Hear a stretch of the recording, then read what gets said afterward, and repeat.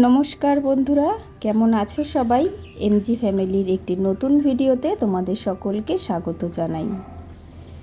ভিডিওটা তৈরি করেছি প্রায় কয়েকদিন আগে, তো ভিডিওটা তোমাদের সঙ্গে শেয়ার করা হয়নি। তো আজকে দেখো রেডি শেডি হয়ে নিয়েছি বাড়ির প্রায় সকলেই। তো আজকে একটা অনুষ্ঠান বাড়িতে যাচ্ছি, মেজ ননদের ছেলের বিয়ে। হঠাৎ করেই বিয়েটা ঠিক হয়ে গেছে, তো তোমাদের সেভাবে জানাতেও পারিনি। তো চলো আজকে বিয়ে বাড়িতে যাচ্ছি, আর বিয়ে বাড়ির ব্লগটাই তোমাদের সঙ্গে কিন্তু আজকে শেয়ার করব। আশা করছি তোমাদের সকলেরই কিন্তু অনেকটাই ভালো লাগবে। তো এখানে আমি যাচ্ছি, বড় মেয়ে, ছোট মেয়ে, তোমাদের দাদা ভাই, ওইদিকে বড়দি রয়েছে, দিশা রয়েছে, আর তার সাথে কিন্তু আমাদের সাথে আজকে তোজও যাচ্ছে। আর এদিকে একটা আর কি গাড়ি ঠিক করা হয়েছে, তো গাড়িতে করেই কিন্তু আমরা পুরো আর কি ননদের বাড়ি পর্যন্তই যাব। তো এদিকে তো গাড়ি ছেড়ে দিয়েছে, আর আমরা কিন্তু গন্তব্যের দিকে এগিয়ে যাচ্ছি। আর ভিডিওটা যদি তোমাদের ভালো লাগে অবশ্যই কিন্তু একটা লাইক কমেন্ট করে দিও। যারা ফেসবুক থেকে ভিডিওটা দেখছো অবশ্যই পেজটাকে ফলো করে দিও, আর যারা ইউটিউব থেকে দেখছো তারা কিন্তু চ্যানেলটাকে সাবস্ক্রাইব করে আমার পাশে থেকো। আর এইদিকে দেখো মনার কিন্তু শরীরটা খুব একটা ভালো নেই, তো তবুও যেহেতু অনেকটাই ক্লোজ আর কি, তো ননদের ছেলের বিয়ে বলে কথা, তো সেই কারণে কিন্তু না গেলে নয়, তো সেই কারণে আর কি যাওয়া। আর এদিকে মেয়ের শরীর খারাপ নিয়ে কিন্তু আর কি বিয়ে বাড়িতে যাচ্ছি। আর এখন কিন্তু ঘড়িতে প্রায় সময় হয়ে গেছে 12টা মতন, আর কি দুপুর 12টা মতো। তো আমরা আরও সকালে যাওয়াটা দরকার ছিল, তো সকালবেলা যেতে পারিনি।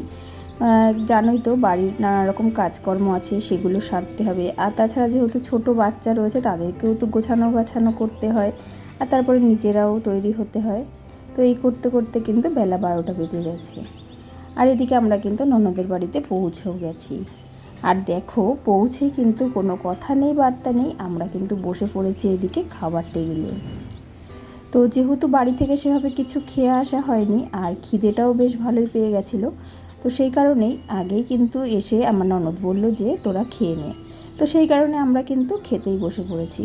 আর এখানে মাছের আর কি পেটা দিয়ে, তারপরে মাছের ডিম দিয়ে, পেঁয়াজ, তারপরে আলু, টমেটো এই সমস্ত দিয়ে একটা আর কি ভাজা মতন করেছিল। তো এটা দিয়ে খেতে কিন্তু ভীষণ ভালো লাগছিল। আর তার সাথে এখানে ডাঁটা, আলু, কুমড়ো, পটল এটা দিয়ে একটা ঘ্যাট বানিয়েছিল।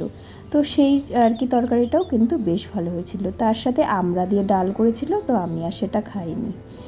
আর এই দেখো এই হলো আমার মেজ ননদ। তোমরা তো আগের ব্লগ যারা আমার দেখেছো তারা দেখেছো আর কি ননদকে। আর এই হলো ননদের এই যে ছেলের বউ।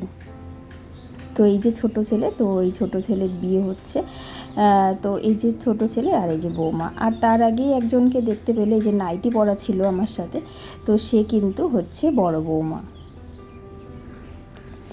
তো এখানে ভাত কাপড়ের অনুষ্ঠান হবে, তো সেটাই ভাবলাম যে তোমাদের সঙ্গে একটু শেয়ার করি। তো নানান রকম মানুষদের আর কি নানান রকম নিয়মকানুন, তো এদের একরকম নিয়ম, আরও যারা আর কি রয়েছে তাদের আর এক রকম নিয়ম। তো যতই যাই নিয়ম থাকুক না কেন, আমি মনে করি যে ভাত কাপড় যে একটা স্বামী তার স্ত্রীর জন্যে নেয়, তো সেটা শুধু সেই দিনের জন্য না, সারাটা জীবন যেন সে তার ভরণ পোষণ, সুখ দুঃখ সমস্ত কিছুর আর কি ভার নেয়। তো যাই হোক, এখানে একটু মজা হচ্ছিল, হাসি ঠাট্টা হচ্ছিল। তো কিছু কিছু আর কি হয়তো বলতে হয় এই সময়টা, তো সেটা আর তোমাদের সঙ্গে এখন শেয়ার করলাম না। তো সেটাই আর কি বৌমা বলছিল আর কিন্তু হাসছিল। তো এখানে আর কি অনেক কিছু দিয়ে আর কি থালাটা সাজিয়ে দিয়েছে, নানা রকম খাবার, আর তার সাথে কিন্তু এই যে একটা শাড়িও দিয়েছে আর আলতা সিঁদুর।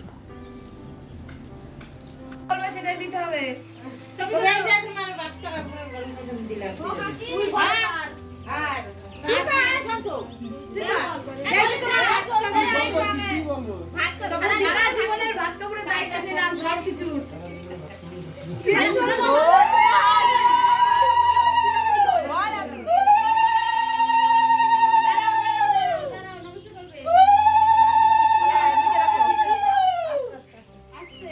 এবার সেবা দাও।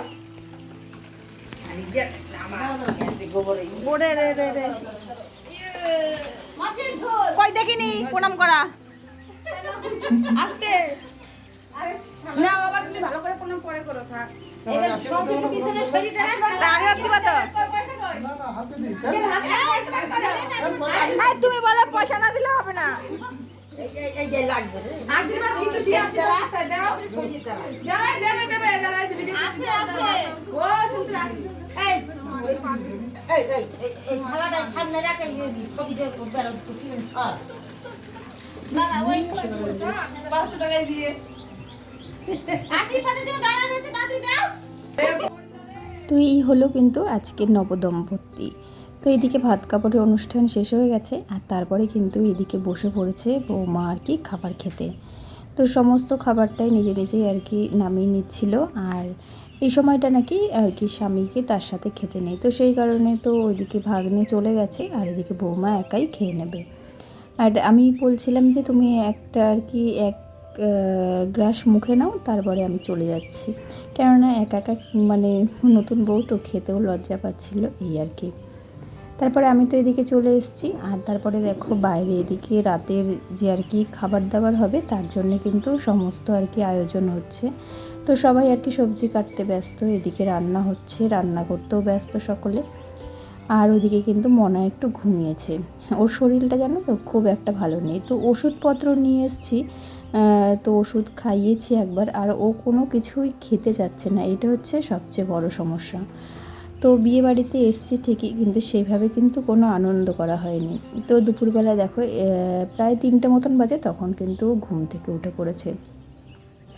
তারপরে একটু সামনের দিকে নিয়ে গেলাম, নিয়ে গিয়ে ওকে নিয়ে ঘুরছিলাম। তো কোনো মতেই কোলে থাকছিল না, মানে খুবই আর কি কান্নাকাটি করছিল। তারপরে রাতের দিকে এই যে ওর অনেকটাই আর কি জ্বর চলে এসেছিলো। আর এইদিকে দেখো আমাদের বৌমাকে তো রাতে সাজিয়ে দিয়েছে, খুব সুন্দর লাগছিল দেখতে।